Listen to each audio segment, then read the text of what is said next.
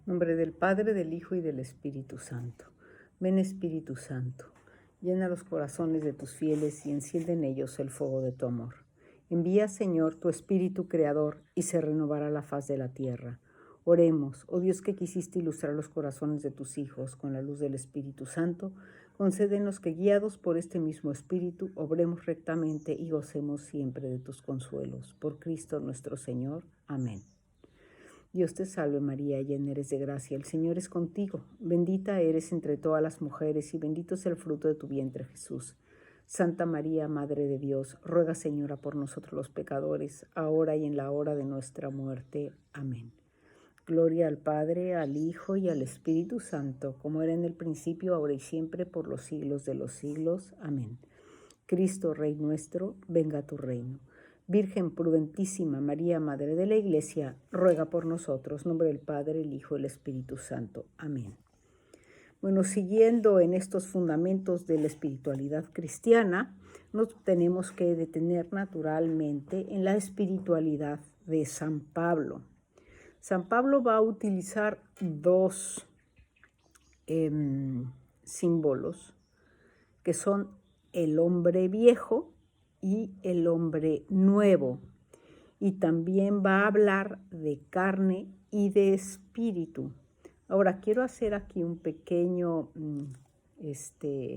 comentario al margen, que no es que San Pablo piense, ¿no?, como los jansenistas, por decir algún grupo que herético y que se demostró que estaban mal, que el cuerpo es malo. Habla de la carne refiriéndose al hombre no bautizado que está impulsado por la concupiscencia, ¿no?, por una fuerza interior a la que va a llamar la carne, lo que conocemos en teología como las tentaciones que son del demonio, del mundo y de la carne.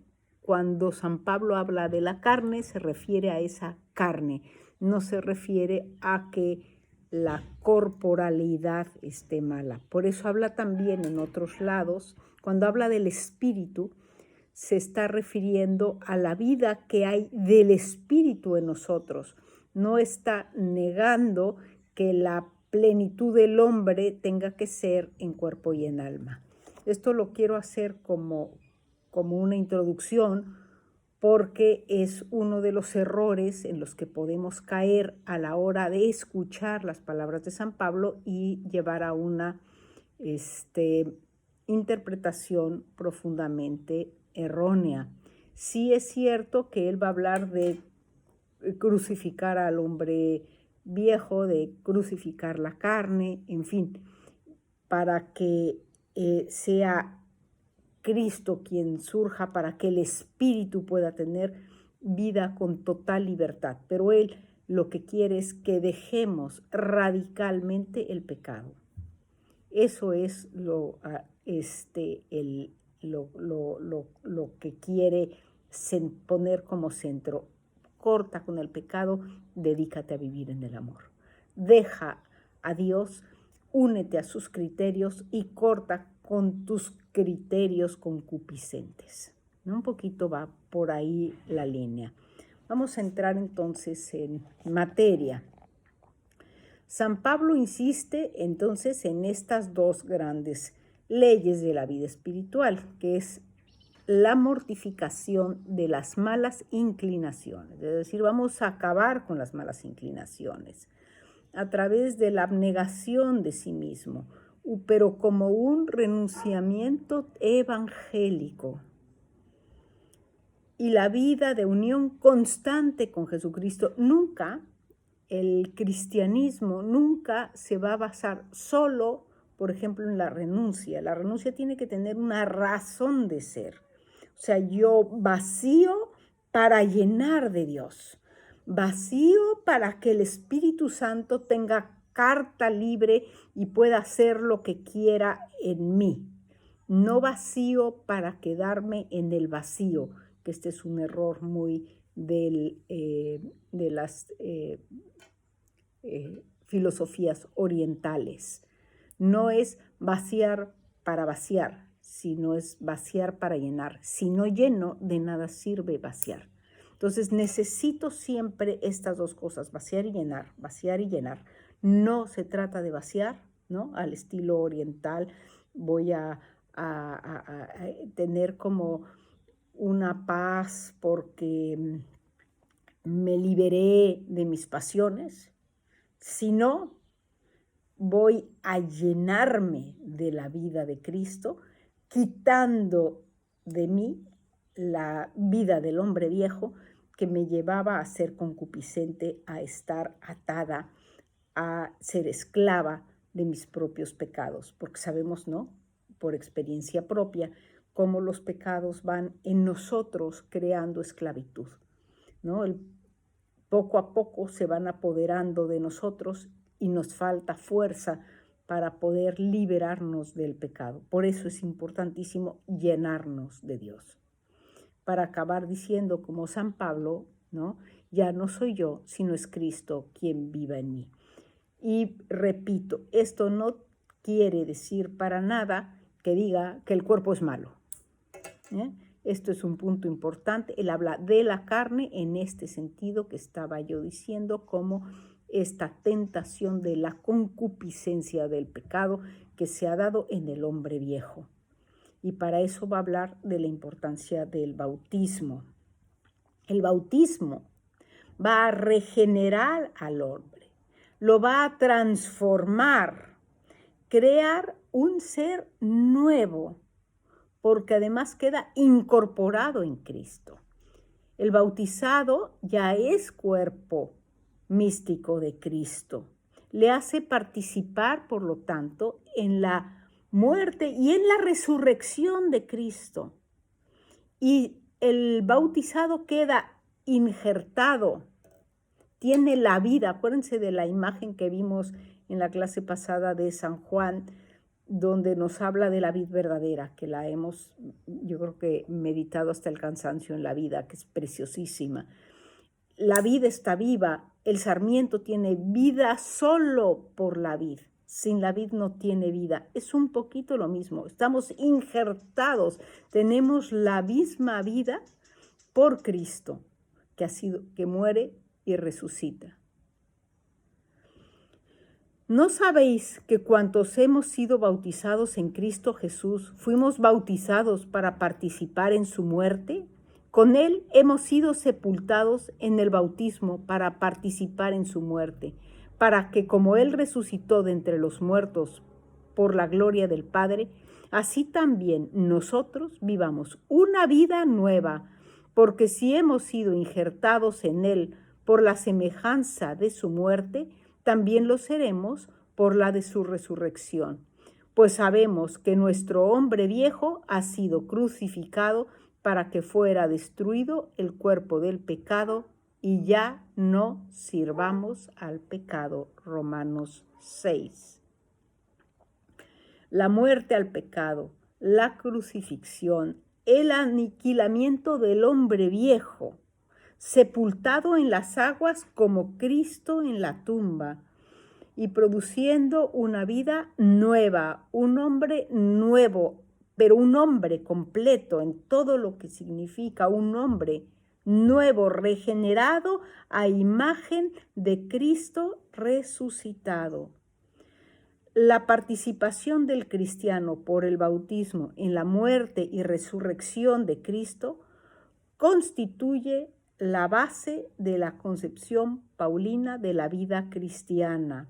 Entonces, es que ya entramos en otra dimensión.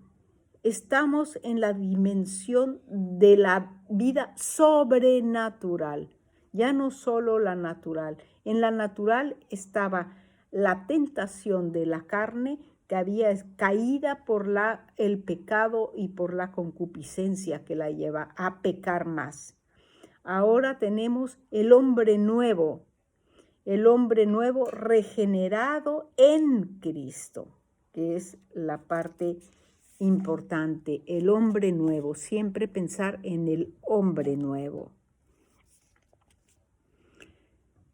Yo sé que no hay en mí, esto es, en mi carne cosa buena, porque el querer el bien está en mí, pero el hacerlo no. En efecto, no hago el bien que quiero, sino el mal que no quiero. Pero si hago lo que no quiero, ya no soy yo quien lo hace, sino el pecado que habita en mí. Por consiguiente, tengo en mí esta ley, que queriendo hacer el bien, es el mal el que se me apega, porque me deleito en la ley de Dios según el hombre interior, pero siento otra ley en mis miembros que repugna a la ley de mi mente y me encadena en otra ley, y me encadena a la ley del pecado que está en mis miembros. Desdichado de mí, ¿quién me librará de este cuerpo de muerte? Romanos 7, 18, 24 y Gálatas 5, 17. Y me quiero detener aquí. ¿A qué se está refiriendo? Se está refiriendo al pecado. Se está refiriendo a la concupiscencia, ¿sí? No al cuerpo. Cuando habla de esta carne, se está refiriendo a esta naturaleza caída nuestra que es regenerada totalmente. Las obras de la carne son el pecado y finalmente la muerte eterna. El apetito de la carne es enemistad con Dios y no se sujeta ni puede sujetarse a la ley de Dios. Romanos 8, 7. Los frutos del Espíritu, es decir, el Espíritu, la vida sobrenatural, el Espíritu que nos inhabita y que Él lo hace, o sea, cómo se nota que Él está viviendo en nosotros, son la vida y la paz. Gálatas 5:22 y Romanos 8:6. El cristiano regenerado en Cristo por el bautismo no debe vivir según la carne, sino según el Espíritu. ¿Sí? Es este combate continuado del que nos habla San Pablo, esta lucha contra la carne, contra el demonio y contra el mundo, que nos debe tener vestidos, nos dice San Pablo más adelante, ¿no? De la armadura de Dios, para que podáis resistir las insidias del diablo, que no es nuestra lucha contra la sangre y la carne, sino contra los principados, contra las potestades, contra los dominadores de este mundo tenebroso, contra los espíritus malos de los aires. Tomad, pues, la armadura de Dios, para que podáis resistir en el día malo y vencido todo, os mantengáis firmes. Estad, pues, alerta, ceñidos vuestros lomos a la verdad, revestida la coraza de la justicia y calzados los pies, prontos para anunciar el evangelio de la paz. Embrazad en todo momento el escudo de la fe, con que podáis apagar los encendidos dardos del maligno. Tomad el yelmo de la salvación y la espada del Espíritu, que es palabra de Dios. Efesios 6, 11, 17. La lucha contra el mundo, la lucha es igual. El mundo es el conjunto de hombres que tienen un espíritu opuesto al Espíritu de Dios, que se inspiran en la desobediencia y que viven según los caprichos. Y eso son las cosas que tenemos que tener mucho cuidado. Ahora vamos a ir a la parte positiva. El espíritu del hombre nuevo, sus relaciones con el Espíritu y con Cristo. El espíritu que se levanta en el cristiano sobre las ruinas de la carne y del hombre viejo es, según San Pablo, el hombre regenerado y rehecho por la gracia del bautismo. El hombre viejo y el hombre nuevo, escribe, son dos estados consecutivos del mismo hombre, entregado primeramente a las influencias del pecado del que Adán es la fuente y después a la gracia de que Cristo es el dispensador. El hombre nuevo coincide en cuanto al sentido con el espíritu y el viejo con la carne. El espíritu y la carne, en el sentido moral característico de la teología paulina, abarcan todo el hombre desde dos puntos diferentes. El espíritu es el hombre bajo la influencia del Espíritu Santo. La carne es el hombre sin el Espíritu Santo. Entonces, la diferencia es esta vida sobrenatural donde somos templos vivos del Espíritu Santo, donde estamos insertos en Cristo, donde podemos vivir desde el mismo amor de Dios. El Espíritu Santo es quien nos enseña a orar tal como un hijo de Dios. Y asimismo también el Espíritu viene en ayuda de nuestra flaqueza, porque nosotros no sabemos pedir lo que nos conviene, pero el mismo Espíritu aboga por nosotros con gemidos inenarrables, Romanos 8. Y estas plegarias siempre conforme a lo que nos conviene pedir, son aceptadas por Dios y despachadas favorablemente.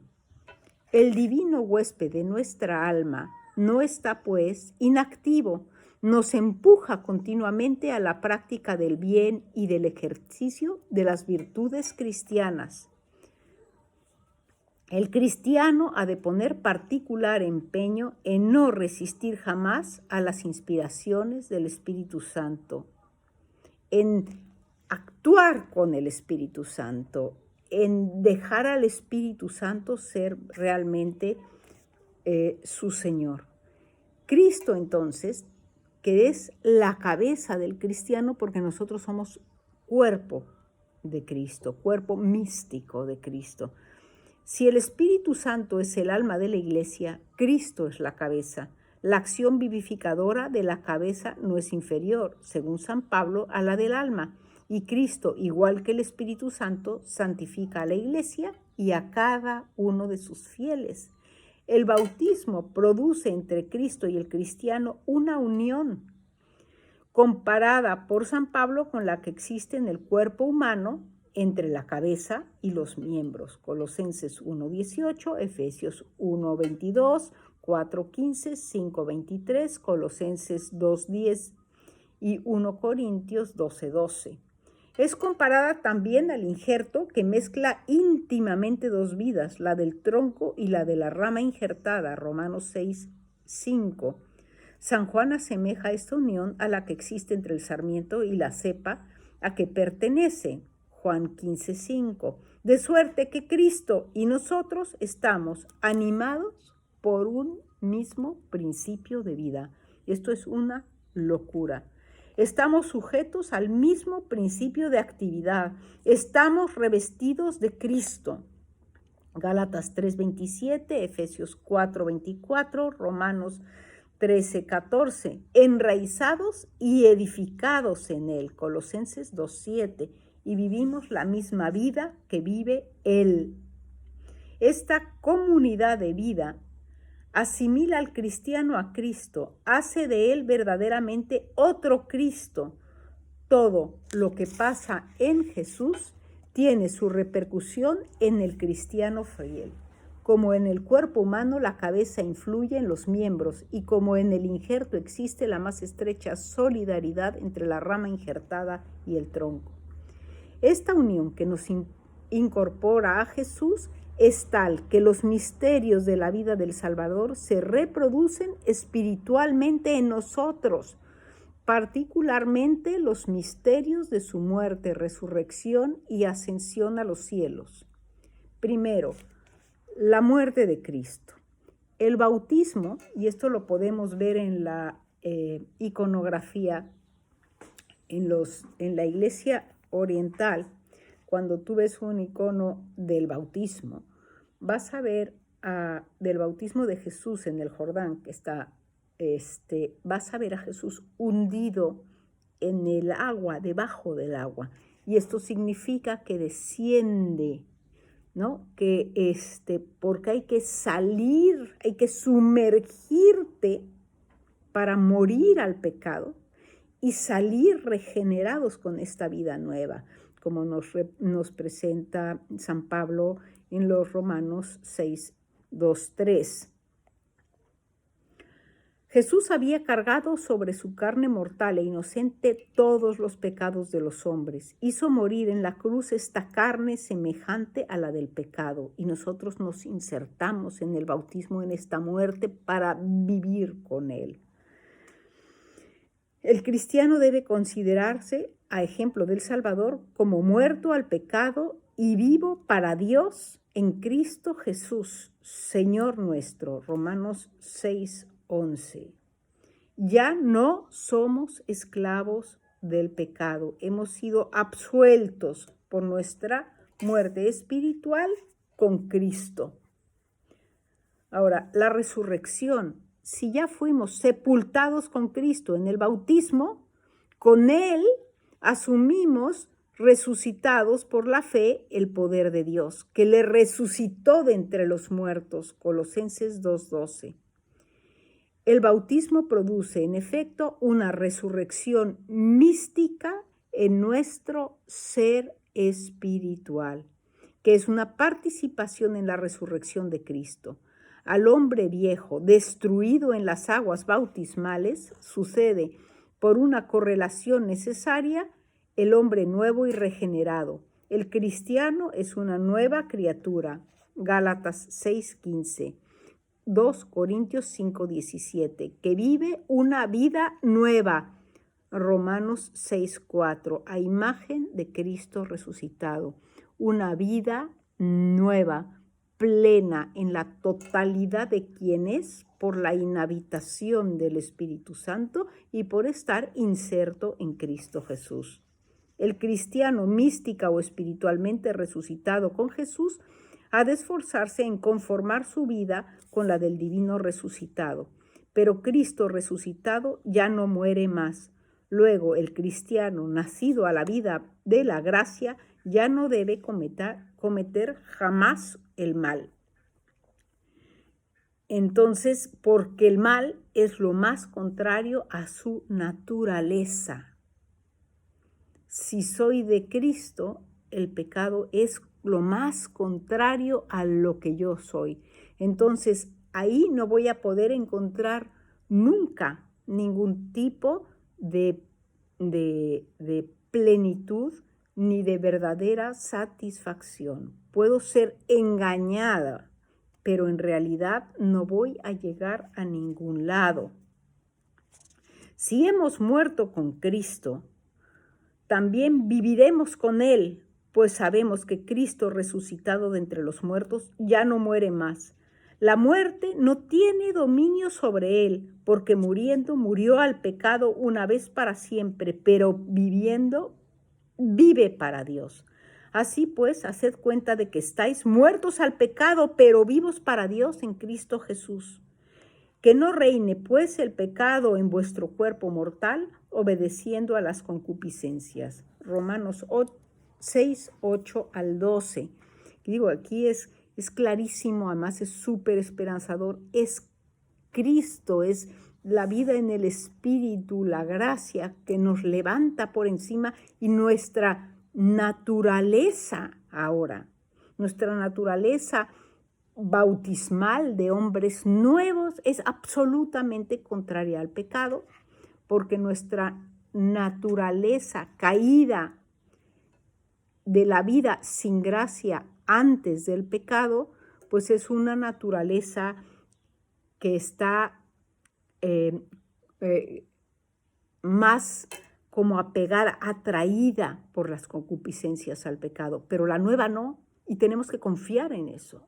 Tenemos que confiar que la atracción de la vida en Dios no tiene nada que ver en fuerza con la atracción que puede tener la carne, el demonio o el mundo.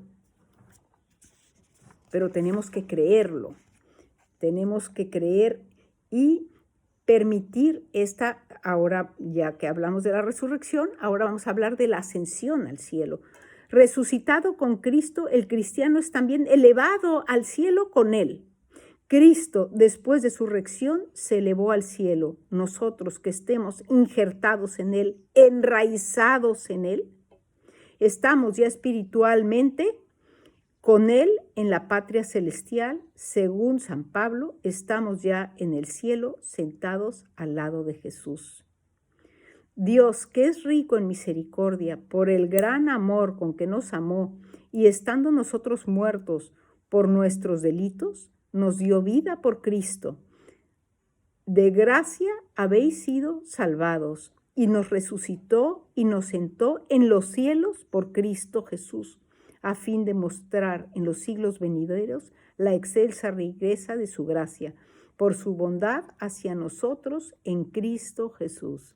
Efesios 2, 4, 7. Y este pasaje es impresionante. Nos está diciendo cómo estamos ya participando ya del cielo también. Porque si Cristo está en el cielo y nosotros somos cuerpo de Cristo, tenemos que estar con Él. Y por eso les digo, el pecado es lo más contrario.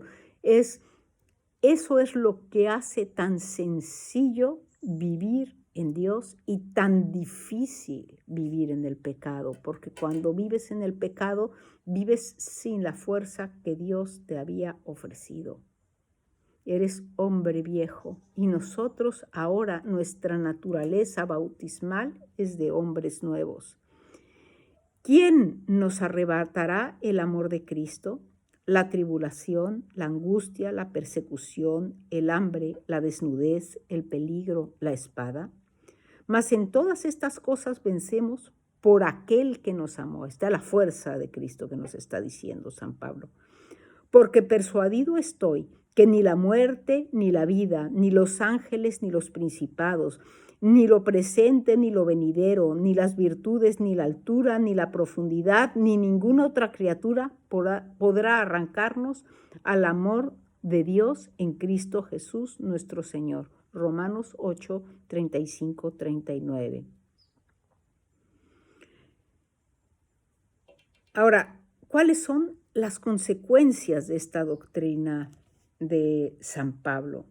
El cristiano está incorporado al Salvador por la gracia divina, tiene la obligación de conformar su vida a la suya, de ser otro Cristo, de dejar a Dios actuar en él para poder ser lo que Dios quiere que sea. Esta imitación de Cristo es tener los mismos sentimientos de Cristo, nos dice San Pablo en los Filipenses 2:5.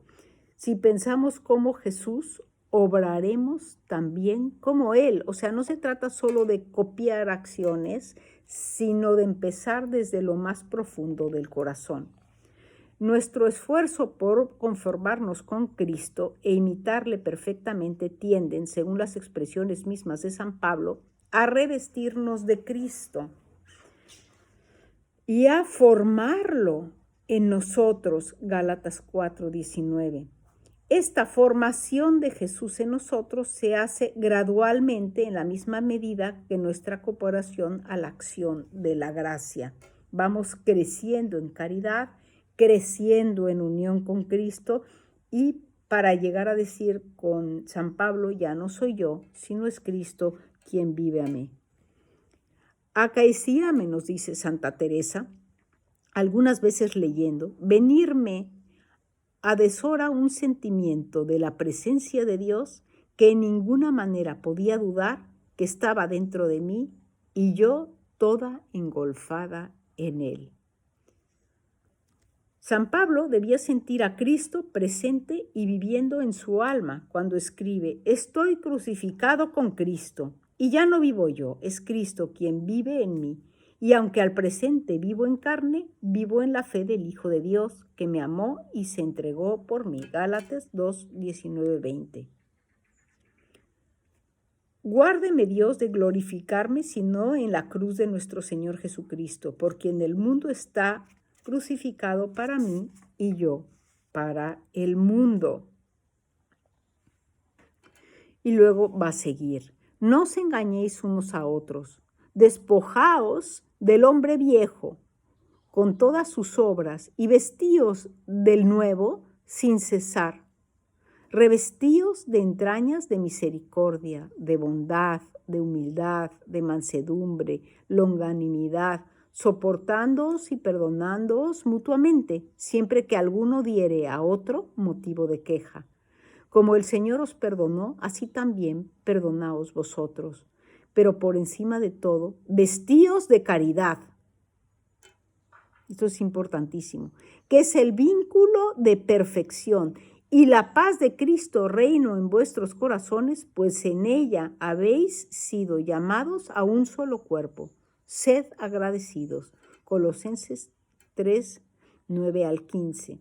Así pues os exhorto yo, preso en el Señor, a andar de una manera digna de la vocación a la que fuisteis llamados, con toda humildad, mansedumbre y longanimidad, soportándonos los unos a los otros con caridad, solícitos de conservar la unidad del Espíritu mediante el vínculo de la paz.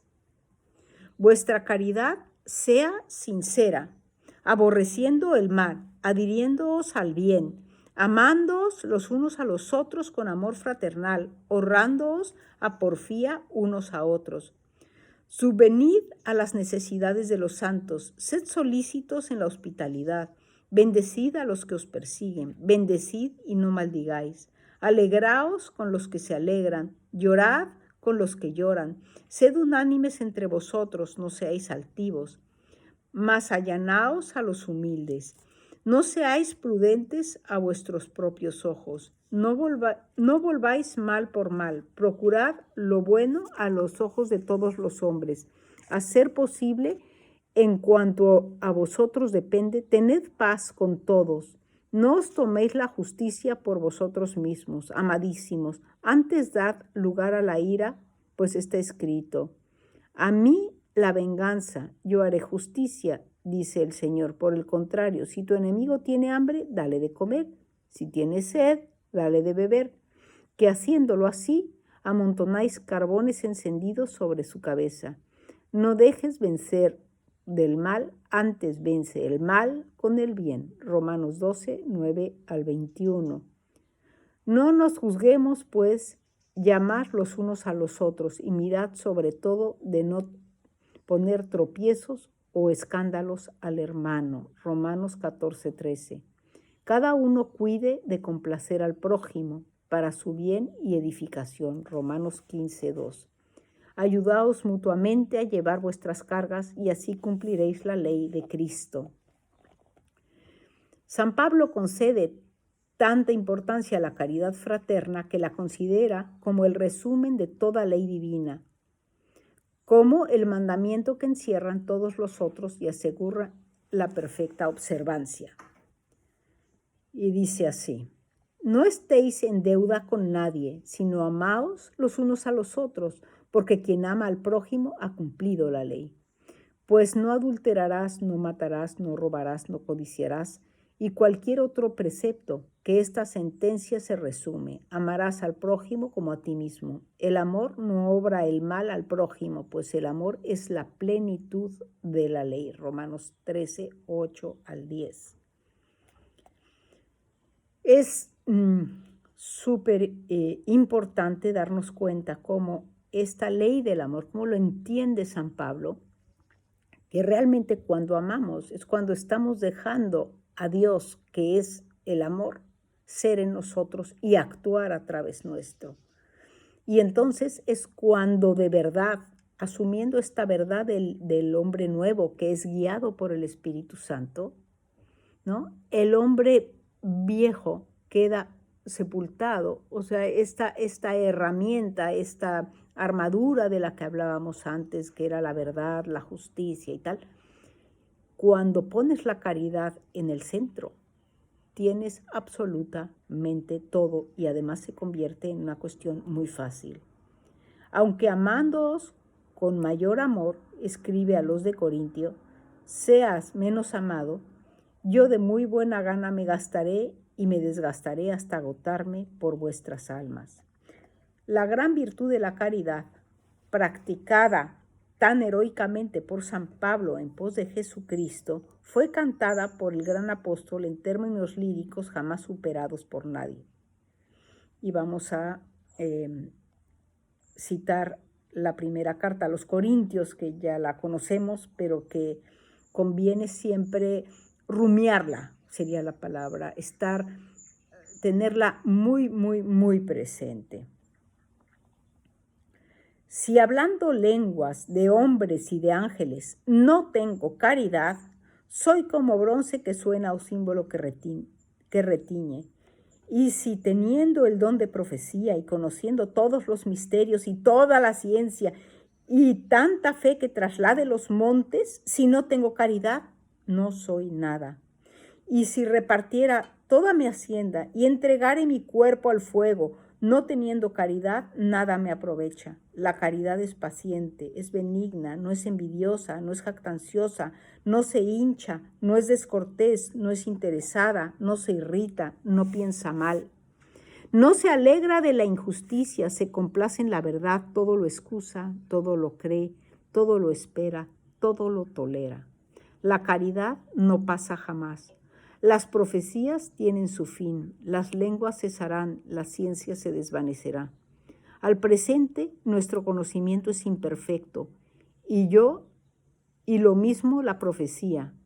Cuando llegue al fin desaparecerá eso que es imperfecto.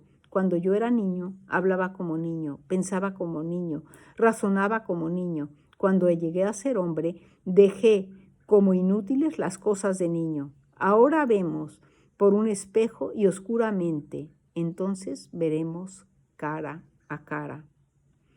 Al presente conozco solo en parte, entonces conoceré como soy conocido. Ahora permanecen estas tres cosas, la fe, la esperanza y la caridad, pero la más excelente de ellas es la caridad. El Espíritu Santo, que en esencia es caridad, me inhabita. Y se manifiesta Dios cuando amo, porque no es mi amor, sino es el mismo amor de Dios con el que yo puedo amar cuando vivo esta vida sobrenatural del hombre nuevo, en la gracia, en el Espíritu y con Cristo como cabeza. Entonces, si yo nada más me mortificara y me anulara, pero no dejara a Dios ser en mí, no sería nada.